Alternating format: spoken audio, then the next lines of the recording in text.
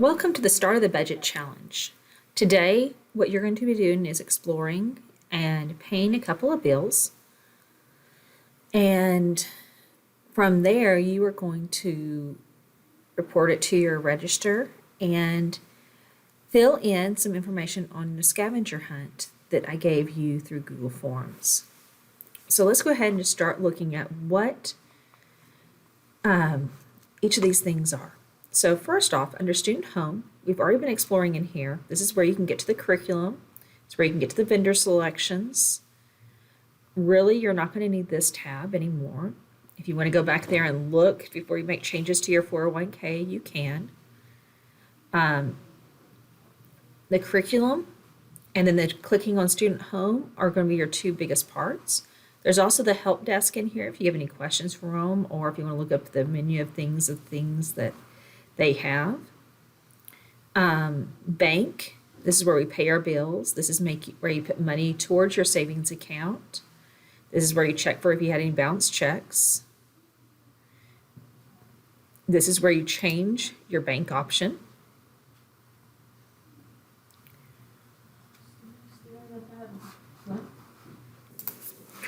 And so when we change our bank account option, you click on the bank account option tab, and then you go down here and you change by selecting a different one. It has to be 1 day prior to your statement date. So just make sure that you keep that in mind. So if you're wanting to change something, you can, and you can change it once a month. The other thing that you can change throughout is your 401k. This year, they have introduced new things to your 401k. You can actually change how your portfolio is invested, so you can manage your investments. Up to this year, they have always had it invested for you, but you can actually manage it. So if you want it more conservative, you can put it all in the bond fund. You can put it all in the index fund. You can change it into one of these other funds. You can go with the target date fund, which is a mixture as it grows, as you're growing. Small cap fund is more aggressive stocks. Large cap fund is going to be slower moving stocks. The international stock market is going to involve the international market, not just the U.S. market. Most everything else at this point is U.S. market. And then you can also tap into the real estate. Or if you really want to be conservative and make sure you don't lose any of your money, you can keep it all in cash. So you just go to manage your investment.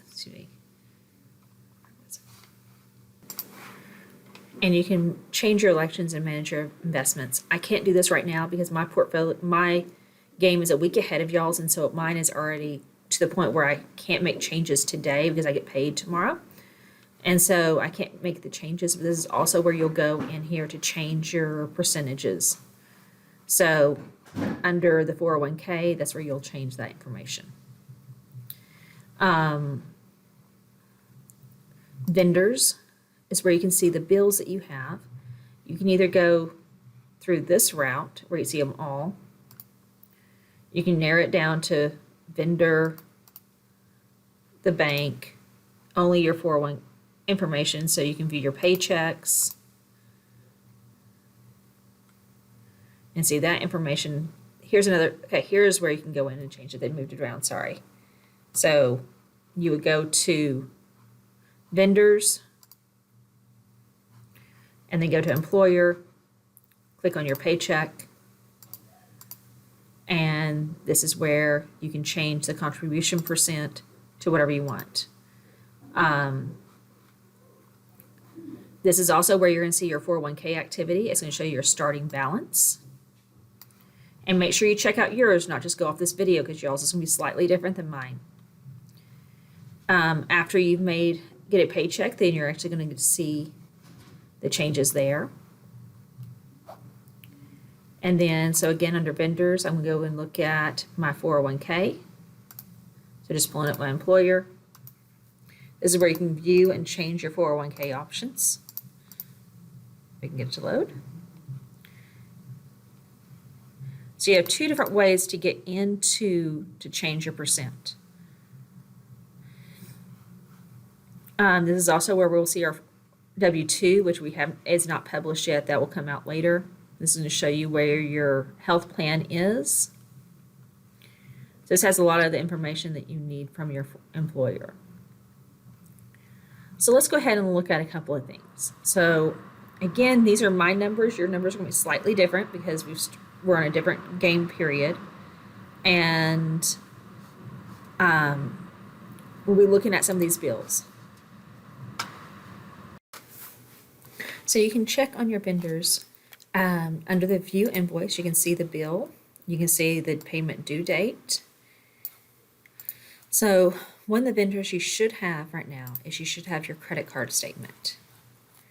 And look for the one that says View Invoice, and it will tell you the date it's due. The minimum amount is how much you at minimum need to pay, but I would recommend paying somewhere, depending on how much y'all have.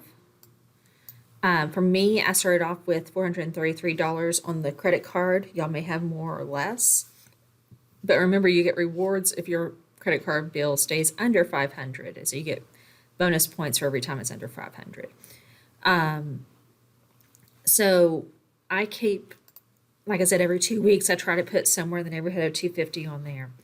And you'll see that there are different things that get as descriptions. Don't worry about that as much. Keep an eye on your current balance, that top balance that tells you how much you owe currently. So right now, my credit card, I owe $281. And again, that goal is to keep that under $500 so you're getting bonus points every day. Next thing, and I'll go ahead and show you on how you pay a bill. So let's go ahead and I'm going to go to cell phone because I need to pay this bill. And I go to View Invoice. It tells me how much I need to pay and when it needs to be received by. So it needs to be to them by the 3rd, and I owe $65. And then I go to my bank and I go to Pay Bills. And then I'm doing my minutes for less. I'm doing my cell phone. And I click on a day to pay them. And for me, I just want to do the first available day. As long as it gets to them by the 3rd, it's good. Anything that's grayed out is a day I can't pay them. You can't pay them on Sundays. And it can't be just tomorrow. So it has to be 2 days in advance. So I'm doing this on Thursday. So the soonest day I can pay is on that Saturday. For y'all, you're going to see the soonest day you can pay is on the 1st when you're looking at it on Friday.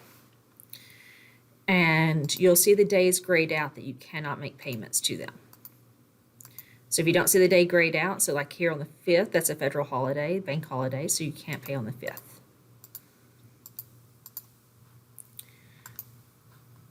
So you go through the calendar and you choose the day. I chose the 27th. I put in how much I owe. And for the memo, put a description because this is what you're going to see at the bottom. So make sure this is descriptive enough for you to know what it is that you're making the bill for. Because when you come down and look at your register, it's going to tell you this is for my cell phone. At first, it's going to tell you who the payee is. So you can make sure, do those match? And then after a check is cleared, so here are some of my checks that have cleared. So I started off with $16.57.10. I transferred money to my savings account. And then I paid my rent. And the only reason I know it's my rent is because of what I put in the memo. It doesn't tell me over here who the payee is anymore. And so you can keep track of what you made payments towards. It helps by writing in that memo field something that's a descriptor. So whether it's a company or what it is, like renter's insurance. I have one of the accounts for my checking that costs me 50 cents for every check I use. So that's the reason you see the per check fee. The next thing that you need to know how to do is transfer funds to your savings account. So to transfer funds, you go to Bank, Transfer Funds, and then you transfer from checking to savings or from savings to checking. And you put in the amount. And remember that first trophy, you have to do 500. Make sure that your balance is above 500. I don't need to make this transfer because I've already done it. And then you click Make Transfer. And Again, this is where you can change your bank account option under bank. Now, to see the bills that you currently have outstanding, you're going to click on Student Home. And you're going to look under the road test section, and it'll say vendors with outstanding balances. That tells you who all you owe bills to. And so you can click there and also get to that invoice. So there's two different ways to get to that invoice. You can use that Student Home option, or you can do it under vendors. So let's say we're at Student Home. We can see how we're doing on our trophies. So the emergency fund, as soon as you get that done, it's going to tell you how many days you have remaining to get that done. And I've got mine done, and it shows that it's fully funded, and I get that point. Credit Health is open for the entire challenge. It's going to tell you what you do to earn that trophy underneath it. So the next thing I have is a perfect play, which is paying all my bills on time. I have 14 days remaining for the first part of the trophy, and then the second part will start at the end of that. So you're trying to not get any late fees. Credit management is you need to pay off that second credit card statement. It's not the one that you just got issued, but the one that's going to come out in a month. And so you need to make sure that that is paid off in full. Saving for retirement. It's going to show you your progress towards your 401k. Your goal is going to be here. And then it's going to tell you your progress, how much you have remaining to get that filled up. And so you can check here to see how much you have left to go. I have not had my first paycheck come in at this point, so I don't have anything gone towards it yet.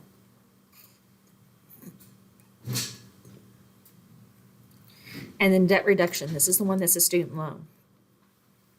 And your goal is $500, and this shows if you've made extra payments. You can either do it all in one lump sum, or you can make payments extra. So you can make each time you're paying them, you can make that payment a little bit higher. So instead of the $265, you can make it $350. And so you're taking and making that payment over multiple times to get that done.